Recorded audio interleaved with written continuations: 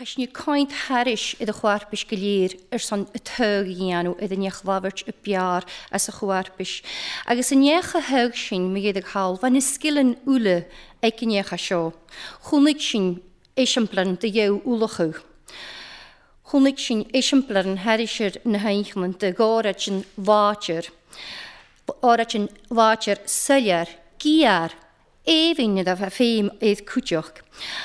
Ach yn och, chwnig sy'n cwtioch, sa sy'n dar sgrif tidach immeragyd, garan cwtioch yn yn och gadol y fwynach, chwnig sy'n cwtioch, sgile sôritio son oradich sy bi, agos rodi hena han I gymaadje lys y ffacol, agos gymiors na chanil sacam sy jega alig I hyd. A chwnig sy'n sgile, unafas hyn cwtrymach, connectivity ddysio as y lwch geistach.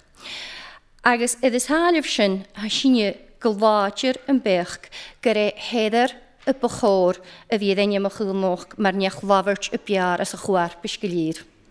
Melt y neach, heder.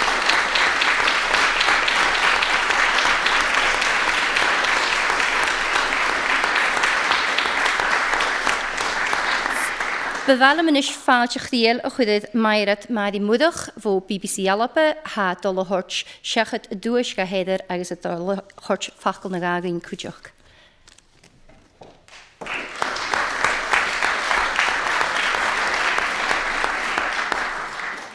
Tapelei, van meer zo'n tankwoer hoort gaan skollen het vaat te go parsjes en arbis ha zo harishet na shachganjen ha shuat plak woer hoort gaan dunje val lahet ek na jespeten fuse na ballig get de she ha kuak na helaken eva fulas nog kumus lavert ek na helaken skillen konotri skillen jespet skillen ha a bhí cíal rís an dachúid rís locéisteach as an halle agus cúideach rís locéisteach ag an haig.